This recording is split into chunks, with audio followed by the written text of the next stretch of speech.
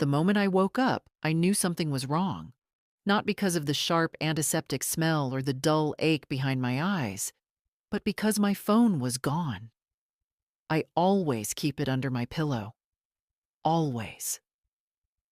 But that morning, at 72 years old, lying in a hospital bed in a paper-thin gown, my lifeline had vanished, and my own son was the one who took it. I turned my head slowly and saw Gideon standing by the window, whispering to Celeste. They stopped the second they noticed I was awake. Too fast? Too rehearsed? "Mom, hey, you're finally up," Gideon said, walking over with that careful voice people use when they're pretending everything is fine. "My phone," I said. My throat was dry, but my mind wasn't. "Where is it?" Celeste smiled, not warm, controlled. "Oh, Marlo, you don't need that right now. You need to rest. The doctor said no stress." I held her gaze longer than she expected. "Give it back." Gideon stepped in, soft but firm. "We're just trying to help you. You had an episode." "You were confused." Confused. That word landed wrong, heavy, placed, not spoken. "I remember everything," I said quietly. "So I'll ask again. Where is my phone?" Neither of them answered. Instead, Celeste picked up a clipboard from the tray beside me and flipped it open like we were moving on. "Let's focus on getting you discharged properly. There are just a few forms. Standard things." She slid the papers toward me. I didn't touch them. I looked at Gideon instead. Really looked at him. The way his fingers kept tapping against his arm. The way he wouldn't meet my eyes for more than a second. The way he kept glancing at the door, like he was waiting for someone, or something, to happen before I did. That's when I heard it. Not clearly. Just enough. "Before she calls anyone," it came from the hallway. Celeste's voice. Lower than before. And then Gideon, sharper this time. "That's why I took it." Something inside me went completely still. They weren't worried about me. They were managing me.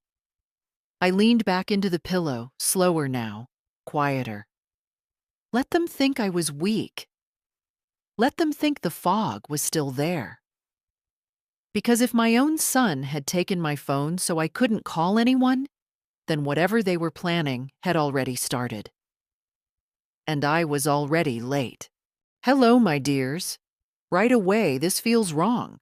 When family takes control instead of offering help, something deeper is always hiding. Would you trust them at this point?" I didn't reach for the papers, not yet.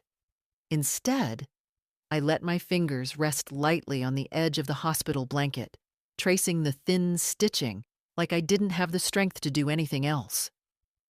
Gideon relaxed first. That was his mistake. He always needed visible control to feel safe, and the second he thought he had it, he stopped watching closely. Celeste, on the other hand, stayed sharp. "These are time-sensitive," she said, tapping the top page with a manicured nail.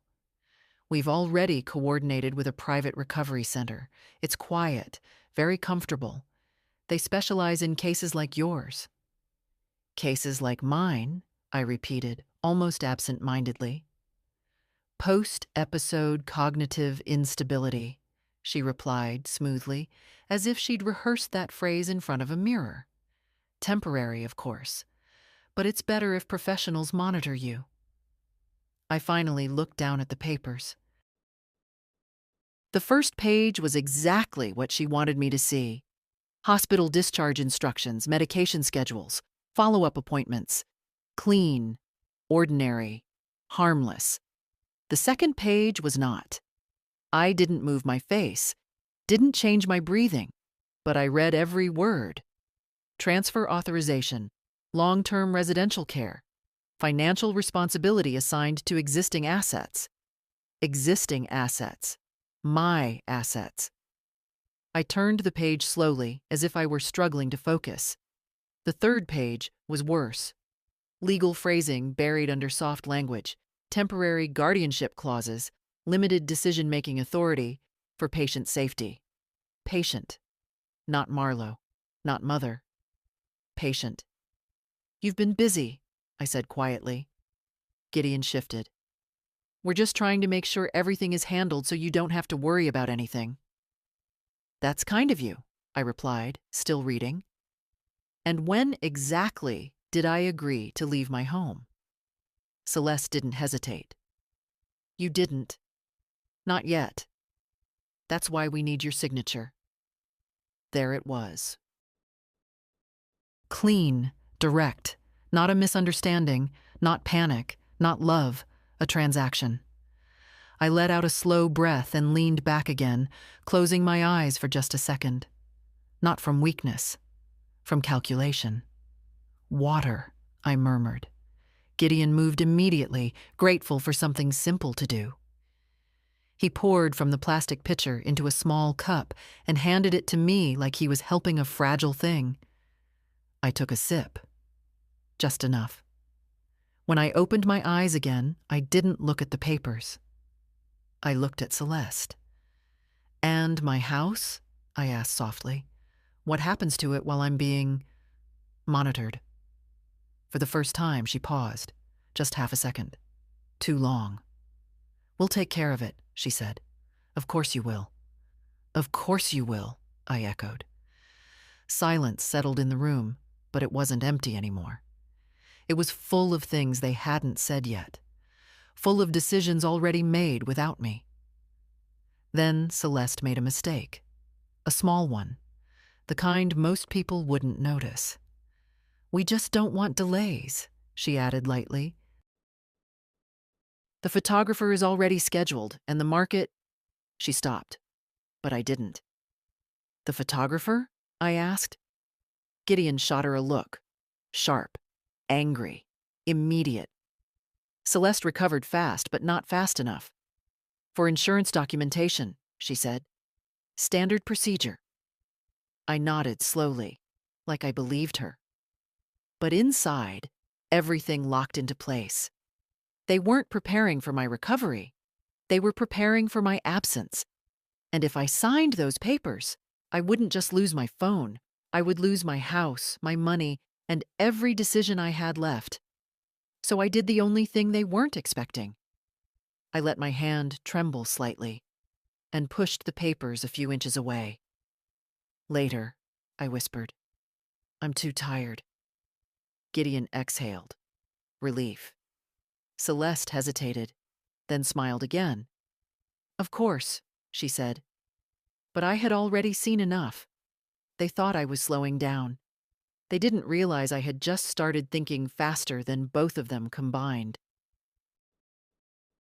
I kept my eyes half closed long enough for them to believe I was drifting. Gideon lowered his voice again. Celeste stepped closer to him, heels barely making a sound against the polished floor. But I could hear enough. I always could. People think age dulls you. It doesn't. It just teaches you which sounds matter. "We can't drag this out," Celeste whispered. "If she talks to anyone—" "She won't," Gideon cut in. "She can barely keep her eyes open." I almost smiled. Almost. "She was asking about the house," Celeste pressed. "That wasn't random." A pause. Then Gideon, quieter now. Then we moved faster. There it was again. Not concern, not hesitation. Speed. They were racing something. Or someone.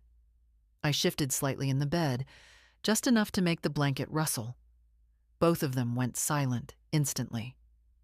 When I opened my eyes, they were already looking at me, expressions reset, like actors hitting their marks.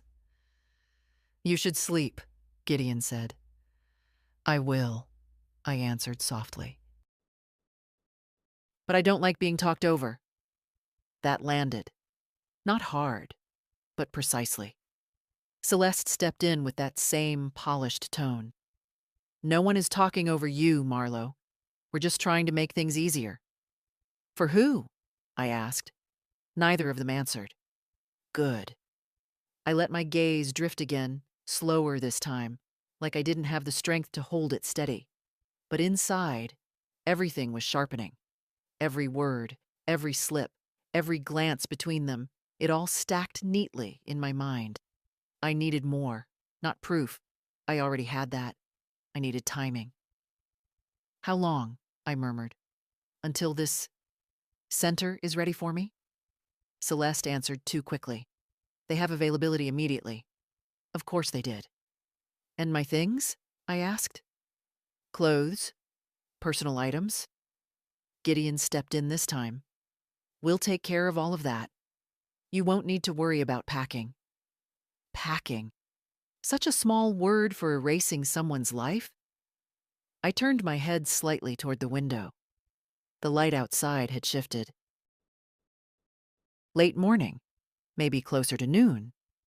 Time was moving, faster than they wanted me to realize. Did anyone come by? I asked. From the church? No, Celeste said immediately. We told them you needed privacy. I see. Of course you did. You closed every door before I even knew I was inside a room. There was a soft knock, and the door opened just enough for a nurse to step in. Not the same one from earlier. This one was younger, brisk, focused.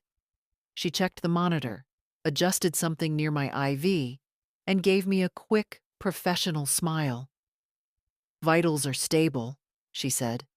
That's good. I watched her carefully. She didn't linger, didn't question, didn't look at Gideon or Celeste for permission. That told me something too. She wasn't involved. But she also wasn't paying attention. Not yet. When she left, the room felt smaller again. Gideon checked his watch.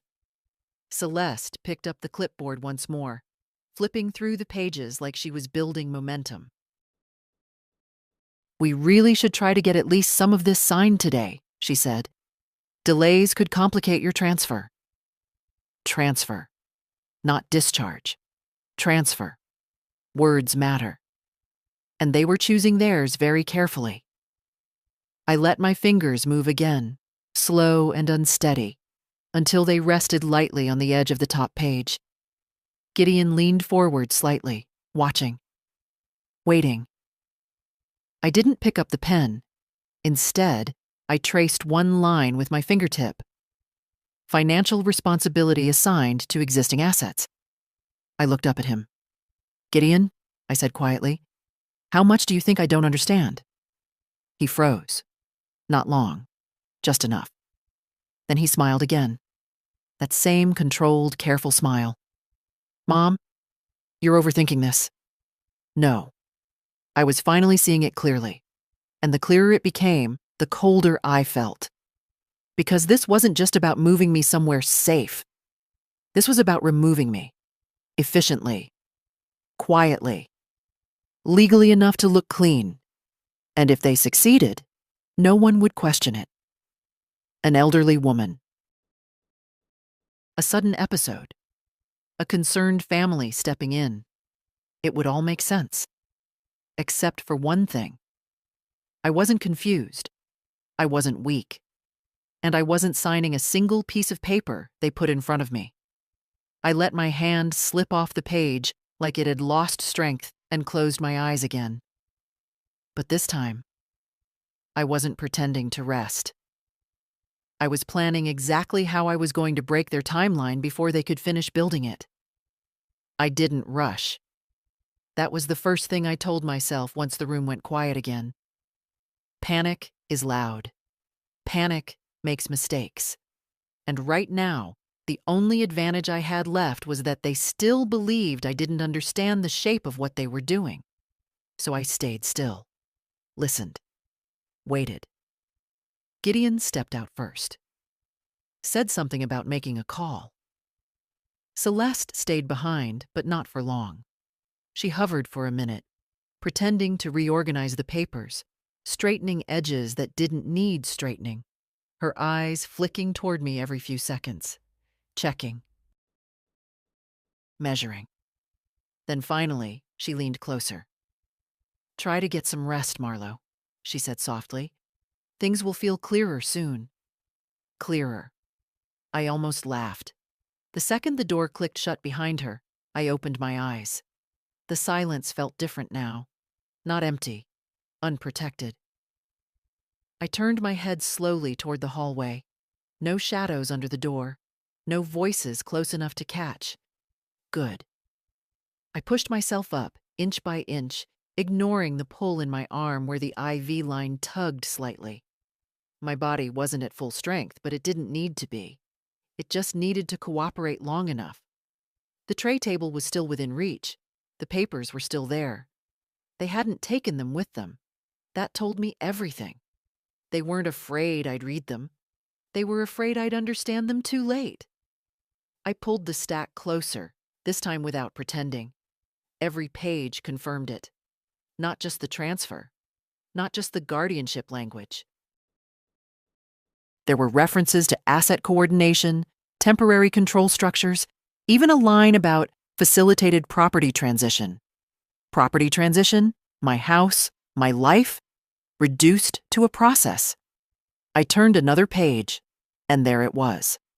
A name, not Gideon, not Celeste. A third party, a real estate firm. I read it twice, committing it to memory. So it was already in motion. They hadn't just planned this. They had started it. A cold, precise feeling settled into my chest. Not fear, not anger. Clarity. I placed the papers back exactly as they were, aligning the corners the way Celeste had left them. Details mattered. If anything looked touched, they'd know. And if they knew I was moving early, they would move faster. I couldn't let that happen. I leaned back again, slower this time, controlling every movement, every breath, until I looked exactly the way they expected. Weak. Compliant. Late. But my mind was already ahead of them. I needed a phone. That was the only real problem now. Everything else, the law, the proof, the timing, I could handle once I had that. But inside this room, I had nothing. No bag, no contacts, no way out. Unless a faint sound outside. Footsteps. Not hurried, not hesitant, steady. The door opened again, and this time it was her. Not the earlier nurse. Someone different. She moved with quiet efficiency, checking the monitor, adjusting the drip rate, her hands confident, practiced. Not rushed, not distracted. Present. That mattered. I watched her carefully, saying nothing at first. She noticed. Of course she did. People like her always do. Pain level? She asked, without looking directly at me yet. Manageable, I said. She nodded slightly, making a small note on the chart. Not overly friendly, not cold. Professional, but not blind. That was enough. I waited until she finished adjusting the line, until her attention shifted, just slightly, away from the machines. Then I spoke.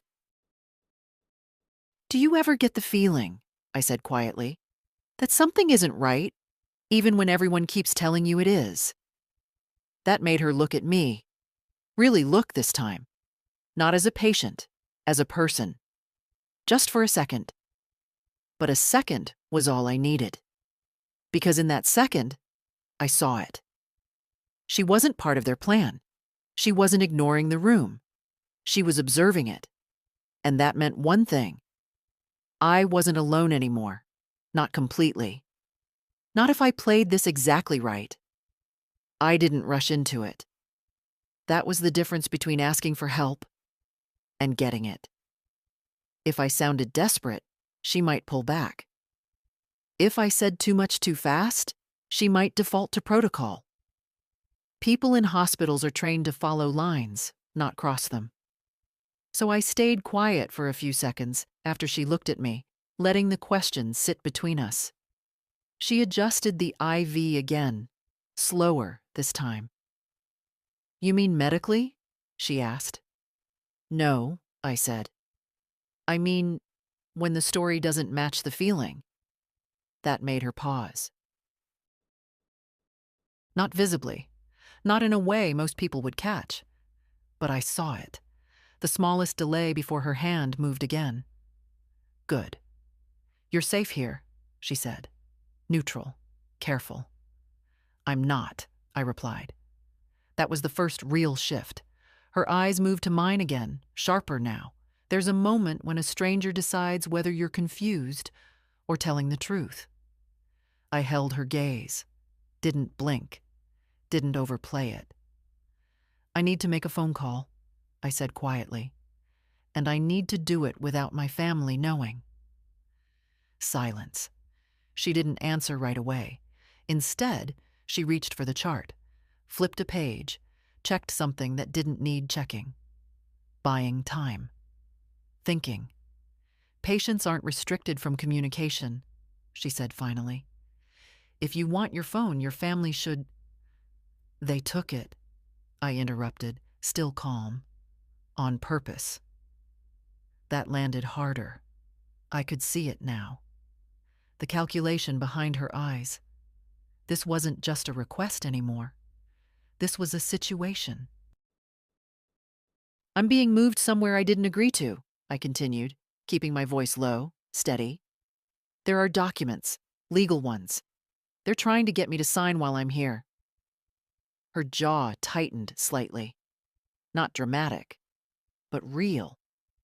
Do you have cognitive concerns documented? She asked. No. Do you understand where you are? Yes. Date? March 12th. Full name? Marlo Voss. No hesitation, no cracks. She exhaled slowly through her nose. That was the moment. She believed me. Not completely. Not yet. But enough. I'm not allowed to give out personal devices, she said quietly. I'm not asking you to give it to me, I replied. I'm asking you to stay in the room while I use it. Another pause. Longer this time. She glanced toward the door, then back at me. You understand, she said. If I'm wrong about this, you won't be, I said. Not sharply, not emotionally, just certain. That certainty did more than any explanation could have. She slipped her hand into her pocket. For a second, I thought she might pull it out and say no. Instead, she took a breath and placed the phone face down on the edge of the tray. I didn't see anything, she said. I didn't move immediately. That was important, too. No grabbing, no urgency. I reached for it slowly, like everything else I'd done in that room. But the second my fingers touched it, everything inside me shifted. This wasn't just a phone. This was control. This was timing. This was the one thing they thought they had taken from me completely. Thank you, I said. She nodded once, stepping back slightly, positioning herself near the door, not leaving, but giving me space. Watching. I turned the phone over. The screen lit up. No hesitation now. I dialed the first number from memory. It rang once. Twice. Then, Mercer and Hale, this is Marlo Voss, I said. Clear. Sharp. Awake. I need to report an active case of attempted financial control and coercion by immediate family. It's happening right now. Silence on the other end. Then the tone changed instantly. Mrs. Voss, are you safe to speak? Yes. Are you under pressure to sign documents? Yes. Do you have access to those documents? Yes. Do not sign anything, she said firmly. We're initiating immediate review and escalation. Stay exactly where you are. I intend to. I ended the call, but I wasn't done. I opened the keypad again and dialed a second number. This one, I didn't even need to think about. Adult Protective Services, a voice answered. My name is Marlo Voss, I said. I believe I'm being isolated and manipulated for financial control by my son and his wife. I'm currently in a hospital, and I need this documented today. That word mattered. Today. Not tomorrow, not later. Today. When I finished, I placed the phone back exactly where it had been. Face down, calm, controlled. The nurse, Rowan, I noticed now from her badge, watched me for a moment longer. "You just changed something," she said quietly. I looked at her. "No," I replied. "I stopped something." And somewhere down the hall, behind closed doors and quiet conversations, their timeline had just been broken. I didn't feel it right away. That would have been too easy. What I felt first was stillness. The kind that settles after something irreversible has already happened. Rowan took her phone back without a word, slipping it into her pocket like nothing unusual had taken place, but the air in the room had changed. Subtly, quietly. And then the system started moving. Not loudly, not dramatically, but precisely. It began with a different nurse, not Rowan, an older one, composed, measured, with a badge that marked her as charge staff. She stepped into the room with a clipboard that was not mine and eyes that did not belong to someone checking vitals. "Mrs. Voss," she said, calm but direct, "I'd like to ask you a few questions privately." That word mattered. Privately. Gideon and Celeste weren't in the room yet, but it meant something else. Someone had flagged something. "I'd appreciate that," I said. She nodded once and stepped back out into the hallway, waiting, not asking, expecting. Right on time, the door opened again, but this time it was them. Gideon first, then Celeste. Too fast. Too aligned. They had been called back. "Hey," Gideon said, smiling too quickly. "Everything okay?" The charge nurse didn't return the smile. "I need a few minutes alone with Mrs. Voss," she said. Silence, just for a second. Then Celeste stepped forward, gentle but firm. "We'd prefer to stay. She's still disoriented at times." There it was again. That word. Placed. Used. "Mrs. Voss," the nurse said, without looking at them. "Would you like them to remain?" I turned my head slowly, looked at Gideon, then Celeste. And for the first time since I woke up, I didn't soften my expression. "No," I said. One word. Clean. Final. That was all it took. The balance shifted. Gideon's smile dropped. Not completely, but enough. Celeste's posture tightened, her fingers curling slightly around the edge of the clipboard she still held. "This is unnecessary," she said. "We're her family." "And she's my patient," the nurse replied evenly. "I'll come get you when we're done." There was no argument after that. Not because they agreed, because they couldn't. They stepped out. But not calmly. Gideon didn't look at me as he left. Celeste did, and in her eyes, for the first time. There was something new, not control, not calculation, pressure. The door closed. The nurse stepped back in, sat down, not rushed, not casual, focused. "Has anyone pressured you to sign documents?" she asked. "Yes." "Do you understand what those documents are?" "Yes." "Do you feel safe returning home with your current family support?" I paused. Not because I didn't know the answer, because I understood the weight of it. "No," I said. She nodded once, making a note. No surprise. No doubt. "Just confirmation. We've received a report," she said, "and we're initiating a protective review.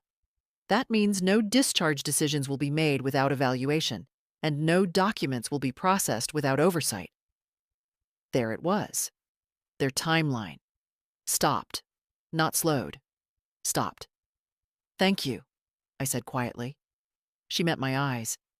"You did the right thing speaking up," she replied. I didn't answer. Because this wasn't about right or wrong. This was about survival. She stood, gave one last glance at the monitors, and moved toward the door. Someone else will be coming to speak with you, she added. Until then, no one pressures you. If they try, you call us. I nodded. The door opened, closed, and then silence again. But not the same silence. This one had structure, movement behind it, consequences. I leaned back into the pillow, letting my body finally rest for real this time. Not out of weakness, but because the first battle was over, and I had won it. Outside, I could hear their voices. Low. Tense. No longer controlled. No longer confident. They didn't know what had happened yet. Not fully. But they knew something had shifted. And for the first time since I woke up in that bed, they were the ones trying to catch up. Now everything turns. Staff is involved, and the control slips from their hands. This is the moment power changes sides. What would you do right here if you were Marlowe? They didn't come in right away. That told me everything. If nothing had changed, they would have walked back into that room like they still owned it, like they had been doing from the start. Calm, smiling, contained. But now, they were waiting. I could hear them just beyond the door. Not clearly, but enough. The rhythm of voices under control, but tight, measured. Like people trying to agree on a version of events before stepping back into the light. Good. That meant they were no longer ahead of me. I adjusted myself slightly in the bed, letting my head tilt back just enough to look tired again. Not weak, just slower. The version of me they had built their plan around. Let them keep believing in it. The door opened. Gideon stepped in first, but he didn't smile this time. That was new. Celeste followed, composed as always, but something about her posture had changed. Less fluid, more deliberate.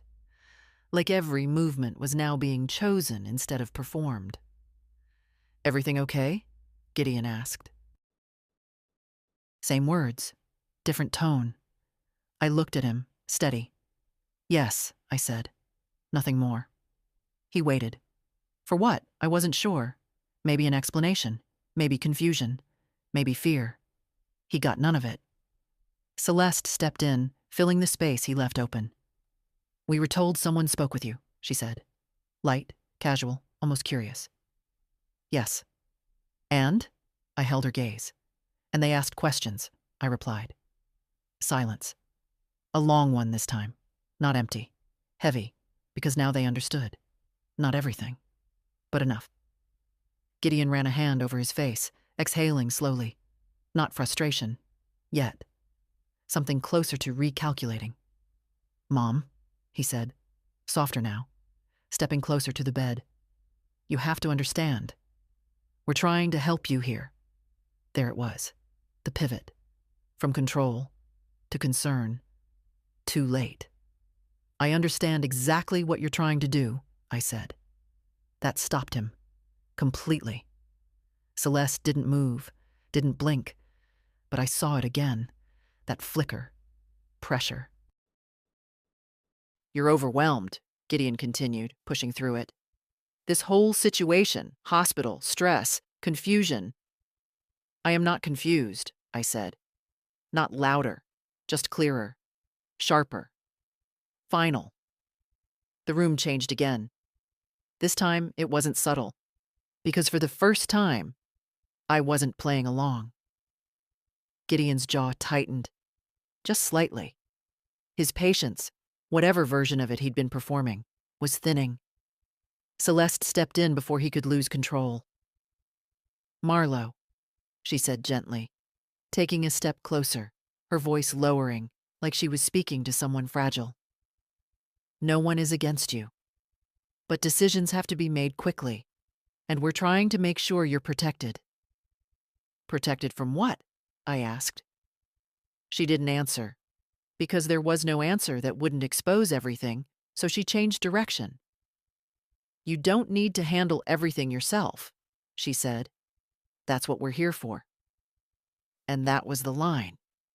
The one they actually believed. Not that I was weak, but that I was no longer necessary. I looked at both of them. Really looked. Not as my family, as people standing in front of something they thought they already owned. "You've already started, haven't you?" I said quietly. Gideon's eyes flickered. Celeste stayed still. "The house," I continued, "the paperwork, the timing. No denial, no correction, just silence.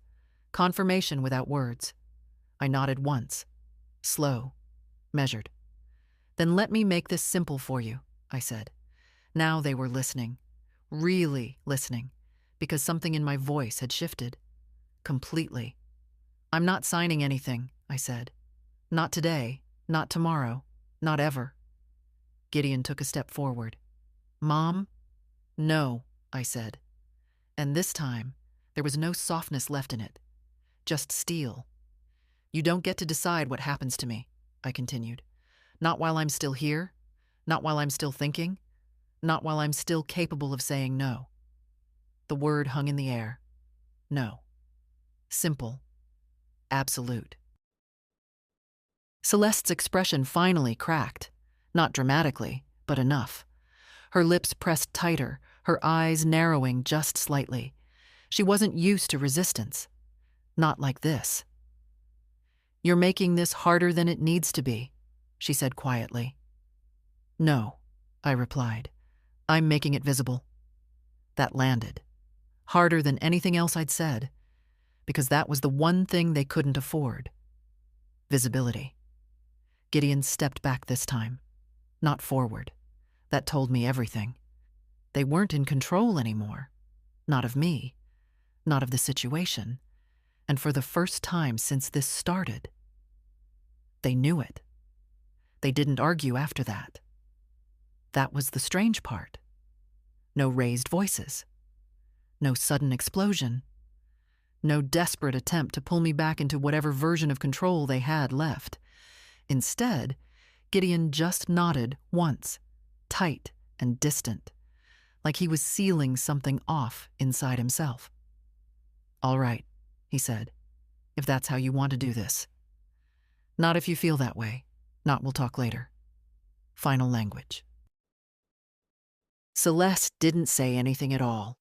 She simply gathered the papers from the tray with slow, precise movements, aligning them again as if order could still be restored through neat edges and straight lines. But her silence wasn't calm. It was calculating. "We'll give you some time," she said finally, her voice smooth again, but thinner now. "You've clearly made up your mind for today." For today. I noticed that. They still believed time was on their side.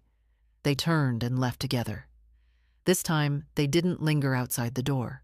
No whispered discussion. No attempt to reset the scene. They walked away.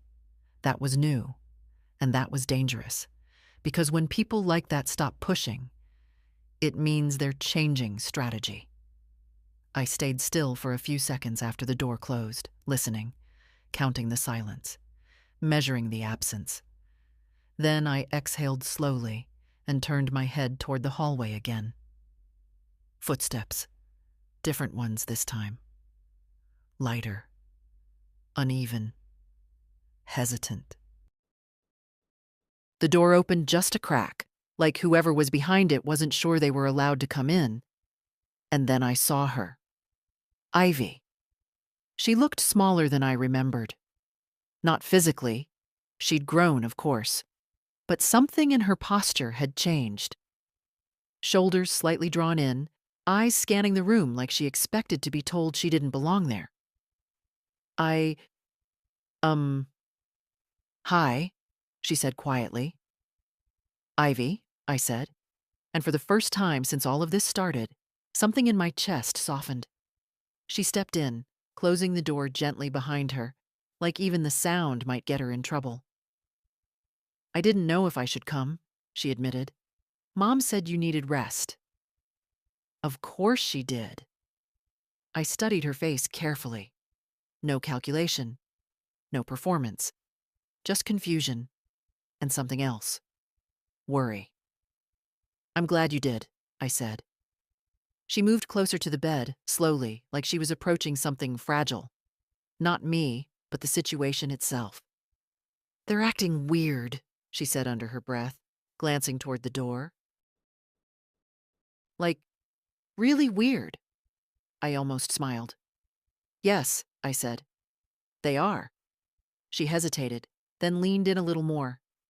Grandma, what's going on? That question mattered.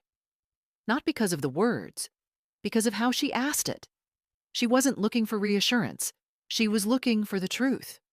I could have protected her, given her something softer, something easier to carry. But that would have made her just another piece in their version of events. And I wasn't going to let that happen. They're trying to take control of things that don't belong to them, I said quietly. Her brow furrowed. Like what? My decisions, I replied. My home, my life. She went very still. That landed. Is that even allowed? She asked. No, I said. Not if I say no. She nodded slowly, processing it. Then, after a second, I think they've already started, she said. That made me look at her more closely. What do you mean? She hesitated, glancing toward the door again before lowering her voice even further. I went to the house yesterday, she said. Mom sent me to pick up some of your things. Of course she did. What things? I asked. I don't know. She just said essentials, but... Ivy swallowed slightly. There were people there. My stomach tightened. What kind of people? Not movers, she said quickly. Like, staging people. They were moving things around, talking about lighting. One of them had a camera. There it was. Not a plan. Execution. They told me not to touch anything, she added. Like it wasn't even my house. My house. Already being prepared. Already being turned into something to sell. How long were they there? I asked. I don't know. When I left, they were still setting up. Mom was in the kitchen with some guy talking about timelines. Timelines. That word again. Always moving. Always ahead. I leaned back slightly, letting that settle. The pieces were no longer theoretical. They were active. Moving. And if I hadn't made that call when I did, by the time I got out of this hospital, my life would have already been processed into something unrecognizable. Grandma? Ivy said softly. I looked at her. You did the right thing coming here, I said. She nodded, but she still looked unsure. Am I in trouble? She asked. No, I said. But you're in the middle of something they didn't expect you to see. That made her straighten slightly, not scared. Aware. Then what do I do? She asked. I held her gaze. And for the first time, I wasn't just surviving this situation. I was building something inside it. You stay exactly the way you are, I said, and you don't let them tell you what you saw wasn't real. She nodded, and just like that, they had lost something they didn't even realize they needed. Control of the narrative. After Ivy left, the room didn't feel empty. It felt informed. That was the difference. Before, I had suspicions, patterns, fragments that didn't align. Now I had confirmation, real, physical movement happening outside of me, people in my house, my things being touched, rearranged, prepared. I closed my eyes for a moment, but not to rest, to organize. Staging crew, photographer, timeline, legal papers already drafted, a facility ready immediately. This wasn't rushed, it was pre-built, and I had walked into the middle of it. The door opened again about 20 minutes later. Not Gideon, not Celeste. A man this time. Mid-50s, maybe older, with a posture that carried authority without needing to announce it. Not hospital staff, not family. "Mrs. Voss?" he said. "Yes. My name is Daniel Reeves. I'm with Adult Protective Services." Right on time. I gestured slightly toward the chair. "Please." He sat down, placing a thin folder on his lap, not opening it yet. Observing first. Taking in the room, the equipment, the distance between the bed and the door. Not rushing. Good. "Before we begin," he said, "I need to confirm. Are you comfortable speaking right now?" "Yes." "Are you under any immediate pressure to sign documents?" "No. Not at this moment." He nodded once. "Then I'd like you to walk me through everything from when you woke up." So I did. Not emotionally, not dramatically. Precisely. I told him about the phone, the wording they used, the documents, the facility, the shift in their behavior when I refused, the real estate reference, the staging team Ivy had seen, the timing. I didn't skip anything, didn't embellish, didn't soften. When I finished, he didn't speak right away. He made a few notes, closed the folder halfway, then looked at me directly. "Have you given them any form of legal authority?" he asked. "No." "Power of attorney? Temporary or otherwise?" "No." "Have you signed anything since being admitted?" "No." He nodded again. "That's important." "I assumed it would be," I said. He allowed himself a small, almost invisible smile. "Yes," he said. "It is." He opened the folder this time, flipping to a page I couldn't see fully, but I caught enough. Printed sections, legal formatting, not hospital paperwork. This was already moving beyond internal review. "Based on what you've reported," he continued, "we're placing a temporary hold on any external transfers tied to your name that we can identify quickly. Property activity, financial movements, and third-party authorizations." There it was. Not suspicion. Action. "They've already started," I said.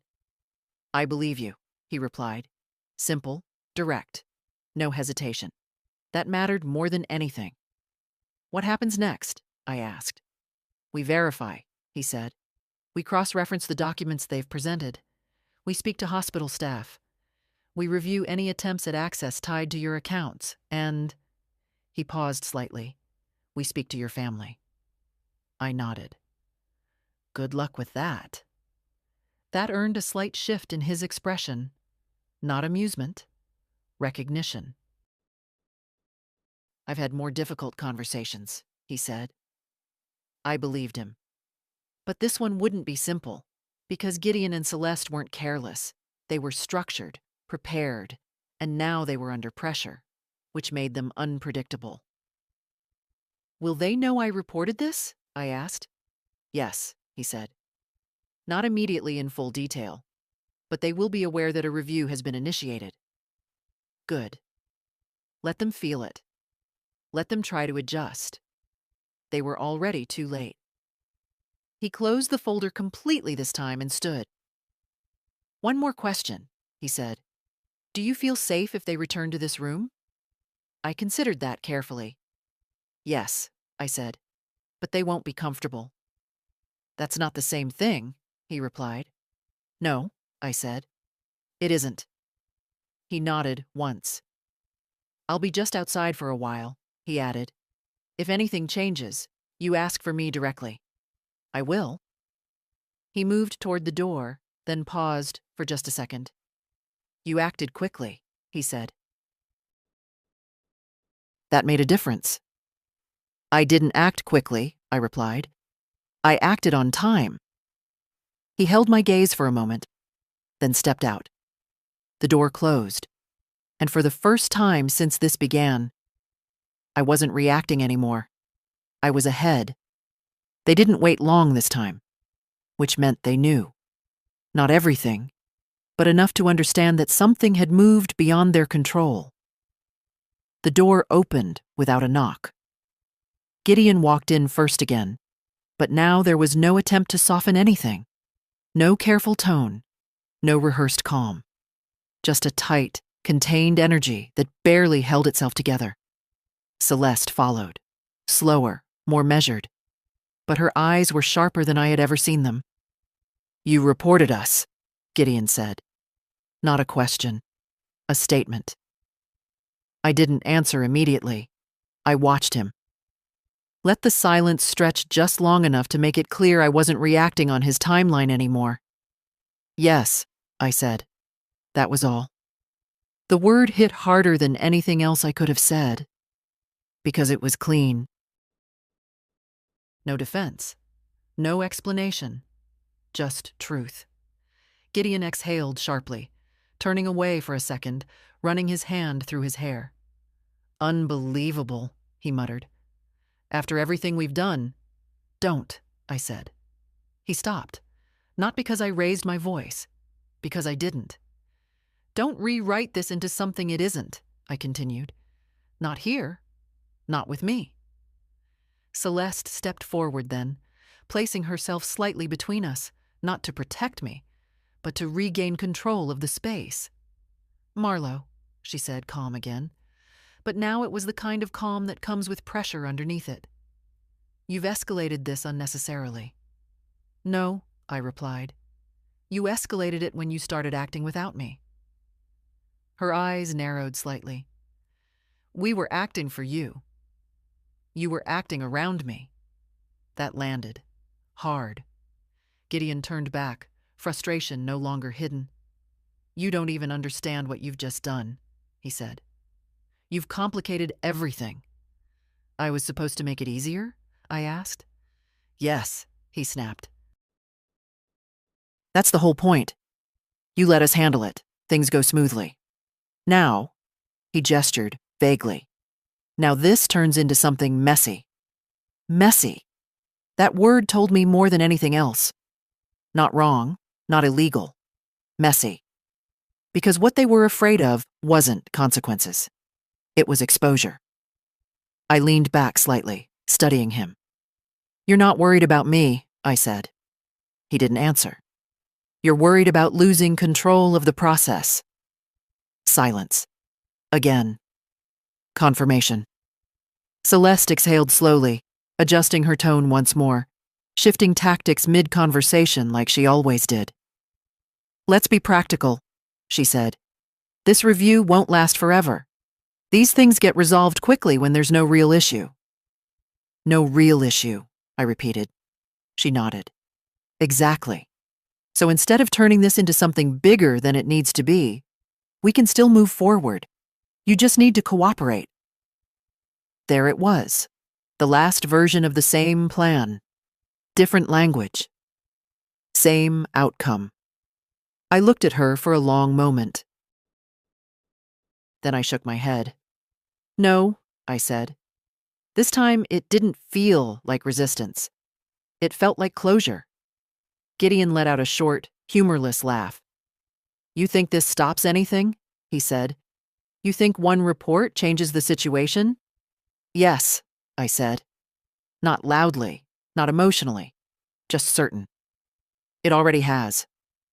That was the moment it shifted again. Because they saw it, not in the room, not in me, but in everything around us. The fact that no one had come in to push papers again. The fact that they had been asked to step out earlier. The fact that the system had started watching. They weren't operating freely anymore. They were being observed.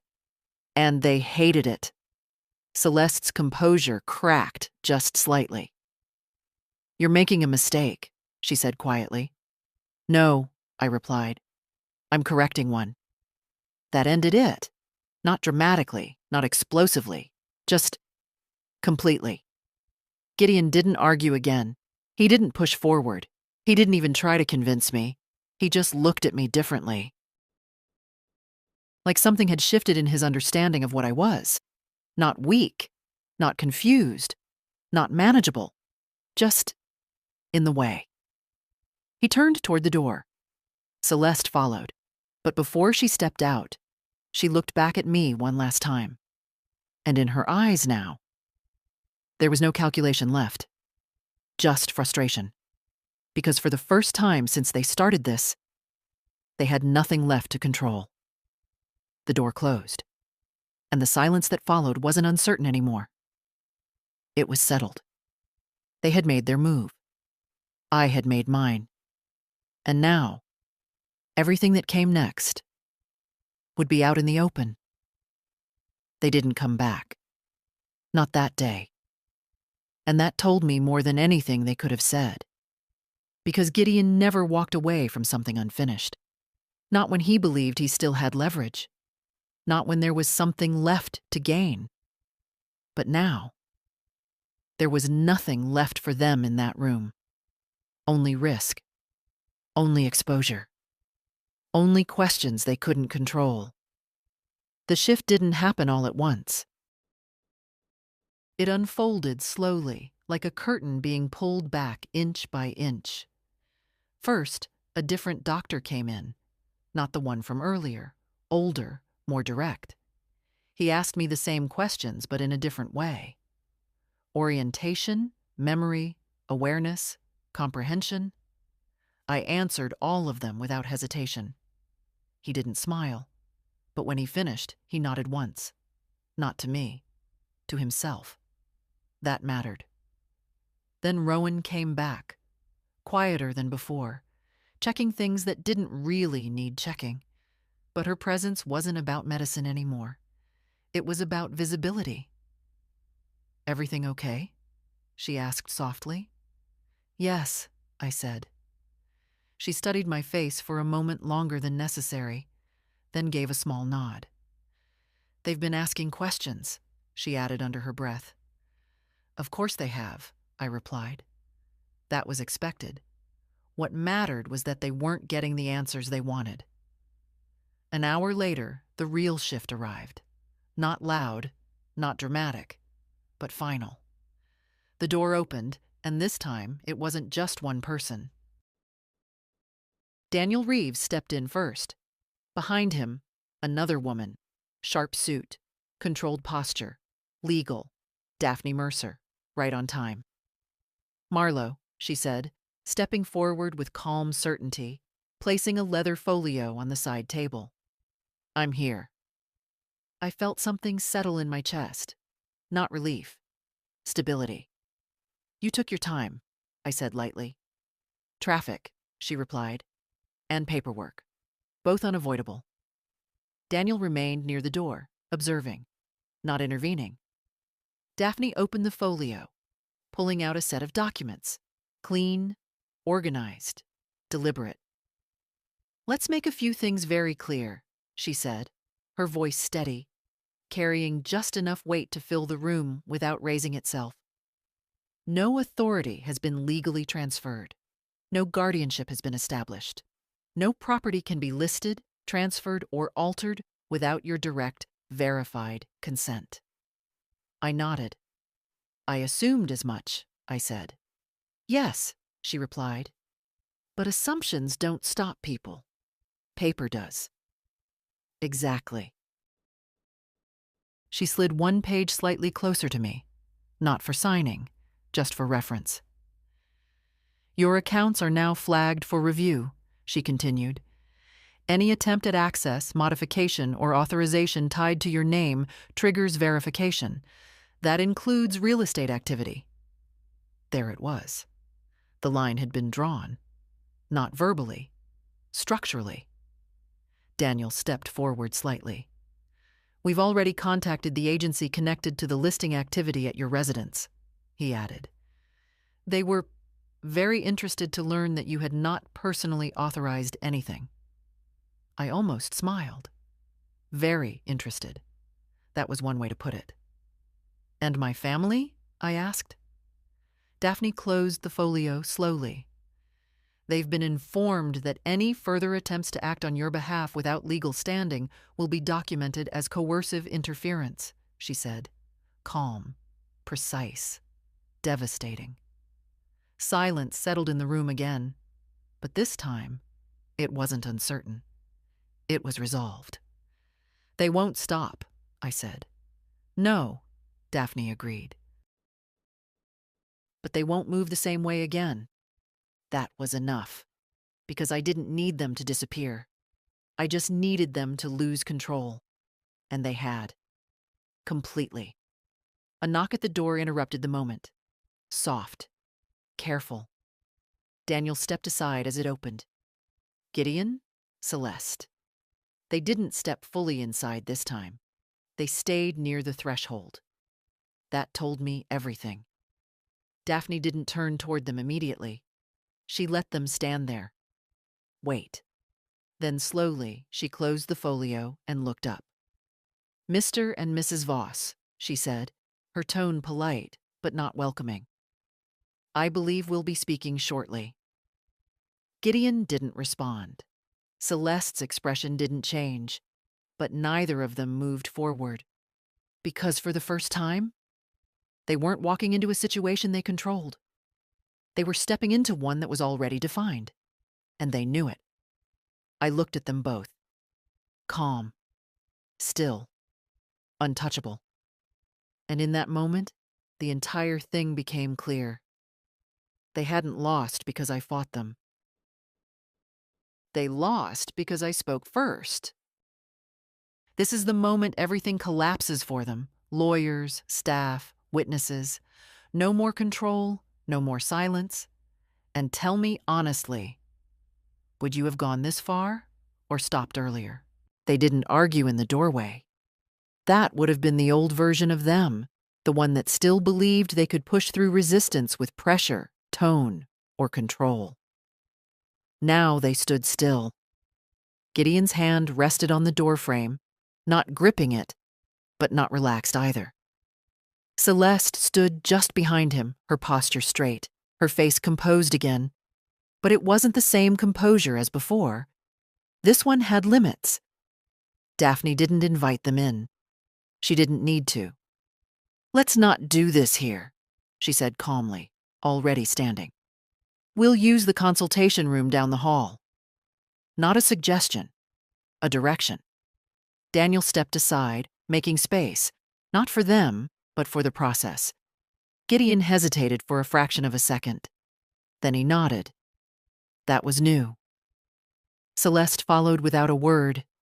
The door closed behind them.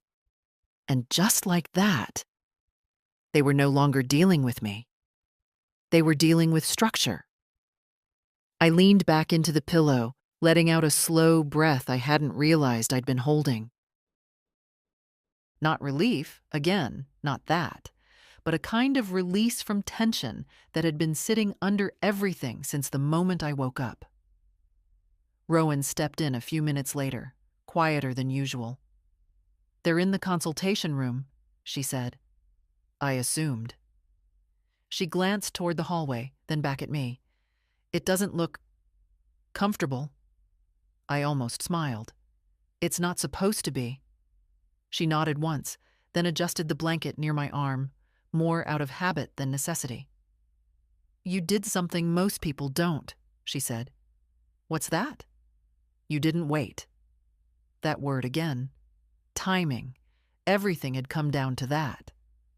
I've had enough years to know when something is off, I replied. She gave a small, understanding look, then left. The room settled again, but now it felt different in a way I hadn't experienced yet. Secure. Not because nothing could happen, but because whatever did happen would now be seen. Measured. Recorded. Time passed. Not long, but long enough. And then the door opened again. Daphne returned first. Alone. That told me everything. She didn't sit right away. She placed her folio back on the table, slower this time, more deliberate. Well, she said, exhaling lightly. That was predictable. I watched her carefully. How bad? I asked.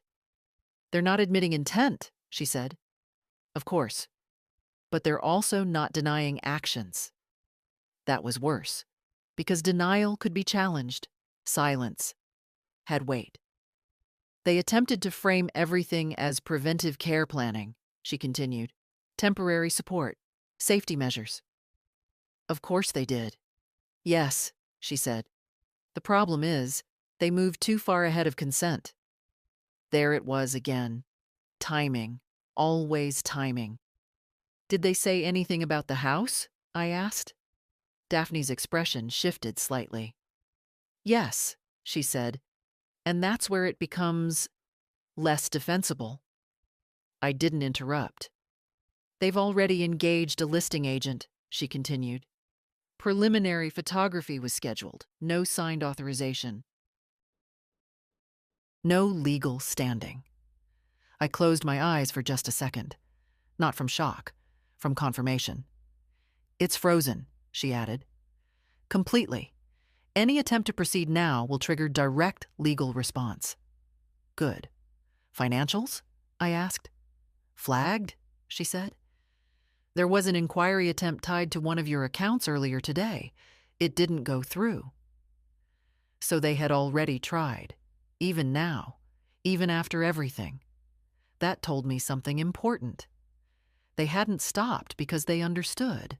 They stopped because they were blocked. And now? I asked. Daphne finally sat down. Now, she said, they adjust, or they escalate. I nodded slowly. They won't adjust, I said. No, she agreed. I don't believe they will. Silence settled between us for a moment.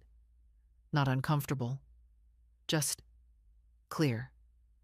You'll be discharged under your own authority, she continued, with documented capacity, no transfer, no facility. We'll arrange in-home care on your terms. My terms. That phrase landed deeper than anything else. And them? I asked. Daphne looked at me directly. That depends on you.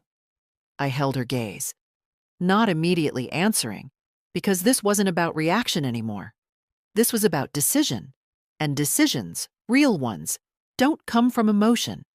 They come from clarity. I'm not interested in revenge, I said finally. I didn't think you were, she replied. I'm interested in boundaries. That earned the smallest shift in her expression. Approval.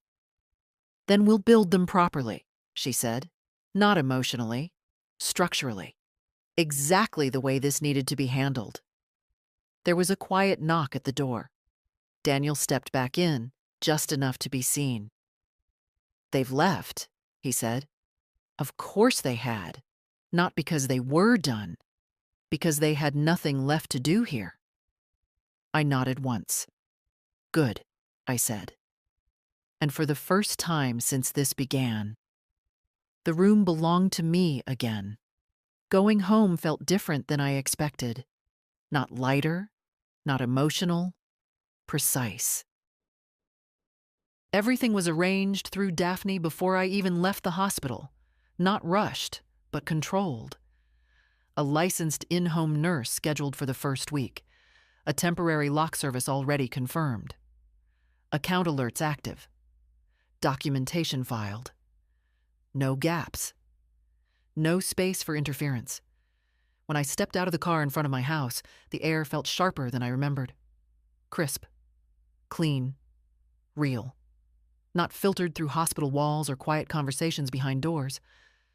But the house wasn't the same. Not because it had changed completely. Because it had been touched. That's the only word for it. Touched. The front door opened smoothly, but the moment I stepped inside, I felt it. Subtle shifts. Small adjustments. Things that would have gone unnoticed to anyone else. But not to me. The hallway table, slightly angled. The brass key dish moved 2 inches to the left. The faint scent of something unfamiliar in the air, like citrus polish layered over something older. They had been here. Not visiting, preparing. I walked in slowly, taking everything in without reacting. My nurse, Elena, quiet and observant, followed a step behind, saying nothing, which I appreciated. The living room was worse, not chaotic. Organized. Too organized. My books had been straightened into uniform lines. The throw on the sofa folded with a kind of symmetry I had never cared for. Even the blue porcelain spaniel on the mantel, slightly turned, facing inward instead of toward the window. That was deliberate. Someone had staged this space, not for living, for selling. I stepped further in, my hand brushing lightly against the edge of the sideboard where I used to keep a small lacquered box. It was still there, but when I opened it, empty. Not everything, just enough. A pair of cufflinks, gone. A small silver chain I hadn't worn in years, gone. Nothing dramatic, nothing obvious, just selective. I closed the box slowly. "Elena," I said without turning, "did anyone come in after we confirmed the locks?" "No," she replied. "The locksmith was the first since we arrived?" Good. That meant everything I was seeing had already happened before I got back. I walked into the kitchen, and there it was, the final piece, a folder, left on the counter, neatly placed, too neatly. I approached it slowly, already knowing what I would find before I even opened it. Inside, printed listing drafts, photos, my house, but not as I knew it. Angles adjusted, light enhanced. My personal space turned into something neutral, sellable, stripped of anything that made it mine. Even the dining table had been staged differently. A bowl I didn't own, plates I never used. Someone had been here long enough to reshape the story of this house and leave it behind for me to see. Not by accident, as a message. I closed the folder and stood there for a moment. Not angry, not shaken, just certain. "They thought they were ahead," I said quietly. Elena didn't respond. She didn't need to. I turned and walked back into the living room, my eyes scanning everything one more time, but differently now. Not as someone returning home, as someone reclaiming territory. "Call the locksmith back," I said. "We're changing the interior locks, too. Every door." "Of course," she replied. "And tomorrow," I added, "we inventory everything, not just valuables. Everything." She nodded.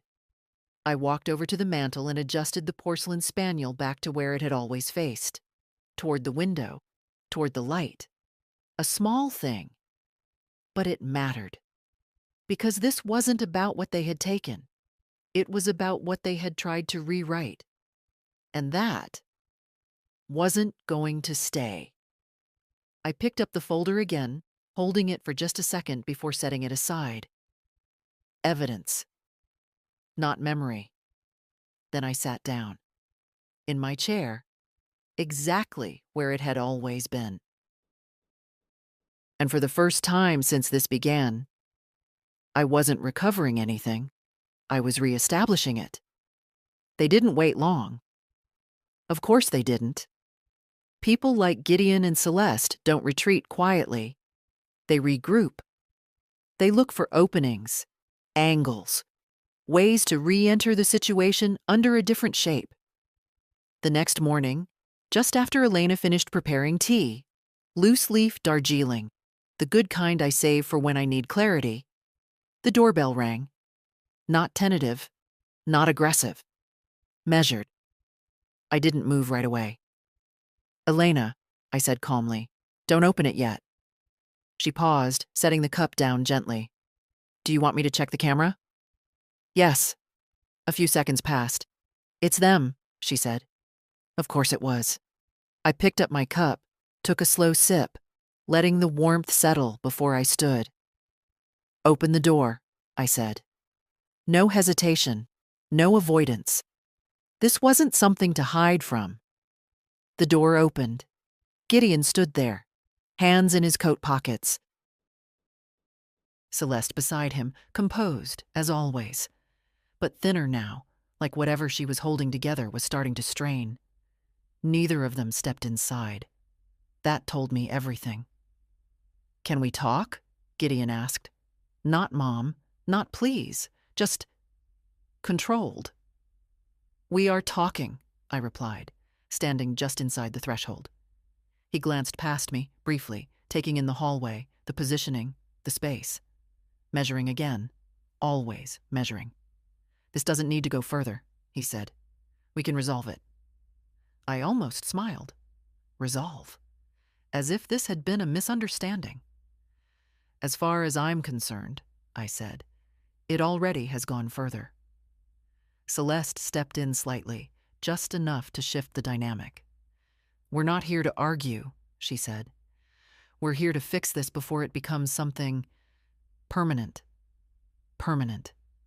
That word mattered. Because now they understood. This wasn't temporary anymore. This wasn't something that would reset once I calmed down. This was structure. I've already fixed it, I said. Gideon's jaw tightened. By freezing everything? By bringing in lawyers? By making us look like— I didn't make you look like anything, I interrupted. Silence. Sharp. Clean. I revealed what you were already doing, I continued. That landed. He took a step forward. Just one. Elena, I said without turning. Close the door. Gideon stopped immediately. That was new. He didn't push past it, didn't challenge it, because now there were lines. Real ones. Elena stepped forward and gently closed the door halfway, leaving just enough space for the conversation to continue, but not enough for them to step in uninvited. Control. Visible. Enforced. Celeste adjusted her tone again. You're overcorrecting, she said. What we did? Yes. Maybe we moved too quickly. But the intention was never to harm you. Intent. That was what she had left. I looked at her carefully, then shook my head once. You don't stage a house you don't plan to sell, I said. She didn't answer. You don't prepare legal documents you don't plan to use, I added. Still nothing. And you don't take someone's phone unless you're afraid of what they might say. That was the one. I saw it in her face. Not guilt, not regret. Exposure. Gideon exhaled sharply. We were trying to manage a situation, he said. You had an episode. I had a moment, I corrected. You built a plan. He went quiet. Because there was no version of this where he could argue that point without unraveling everything else. Celeste tried one last angle. If you continue this, she said carefully, there will be consequences. Legal ones, family ones. This doesn't just stop with paperwork. There it was. The closest thing to a threat they could still make. Not loud, but clear. I stepped forward slightly, just enough to close the remaining distance between us. Then let it continue, I said. No hesitation, no emotion, just finality. Because this wasn't about fear anymore. It was about terms. And I had already set them. Gideon looked at me for a long moment. Longer than before. Like he was trying to find something familiar. Something he could still work with. He didn't find it. Because it wasn't there anymore. He nodded once. Not agreement. Acceptance. All right, he said quietly. Celeste didn't speak again. They turned, walked away. No last words. No attempt to reclaim anything. Because now they understood something they hadn't before. This wasn't a situation they could recover. It was one they had lost. I stood there until they reached the end of the path. Until the car door closed. Until the engine started. And only then did I step back and close the door completely. Not gently. Not forcefully. Precisely. And just like that. There was nothing left between us that wasn't intentional. The quiet that followed wasn't empty. It was earned. Days passed, not dramatically, not with sudden turns, but with steady, deliberate movement. The kind that doesn't draw attention but changes everything underneath. The inventory was completed first, room by room, drawer by drawer. Not just valuables, everything. Elena documented it all while I walked beside her, naming what belonged, what didn't, and what had been shifted. The missing pieces were noted, the staged elements removed. The house slowly returned, not to what it was before, but to something cleaner, defined, nothing ambiguous, nothing left open for interpretation. The locks were replaced. Every entry point, every interior door, every access that had once been shared without question, reset. Not out of fear, out of structure. Daphne moved just as precisely on her side. Documents rewritten, permissions revoked, access lists reduced to exactly what was necessary, and nothing more. No gray areas, no assumptions, only clarity. Gideon and Celeste didn't come back. They didn't call, didn't send messages, but they didn't disappear either. I heard things, not directly. But enough. Conversations shifting, explanations being made, versions of events trying to reshape themselves in other people's minds. She misunderstood. They were just trying to help. It got blown out of proportion. Of course, that's how it always goes. But here's the difference. None of it mattered anymore, because the only place where their version had power was the place they had already lost. My house. My decisions. My name. One afternoon, Ivy came by again, not hesitant this time. She knocked, waited, and stepped in like she belonged, which she did. She stood in the living room for a moment, looking around. "It feels different," she said. "It is," I replied. She walked over to the mantel, noticing the porcelain spaniel. "You turned it back," she said. "Yes." She smiled slightly. "I'm glad." We sat together after that, quiet for a while, the kind of quiet that doesn't need filling. "Are you okay?" she asked eventually. I considered that. Not the easy version, the real one. "Yes," I said, "but not in the way I was before." She nodded, like she understood more than she said. "Are you going to forgive them?" she asked. I looked at her. "No," I said. "Not harsh, not emotional, just true. But I'm also not going to carry them," I added. That seemed to make sense to her. She leaned back slightly, exhaling. "I didn't like how they were acting," she said. "It didn't feel right." "You noticed," I said. "Yeah." "That matters." Because it did. More than anything else in this entire situation. Not what they did. Not what I stopped. But who saw it clearly. Time moved on. Not perfectly. Not cleanly. But forward. And one morning, sitting in that same chair, with the light coming through the same window, I realized something simple. They had tried to take my voice by removing access, by controlling communication, by isolating me just enough to act before I could respond. And it almost worked. Not because I was weak, because they were early. But in the... All right, my dears. This one is complicated. She didn't forgive, but she didn't destroy either. She chose structure over emotion. Personally, I might have cut them off even harder. But what about you? Would you have gone further, or stopped right here? If this story held you until the end, leave a like, write your opinion in the comments, and don't forget to subscribe.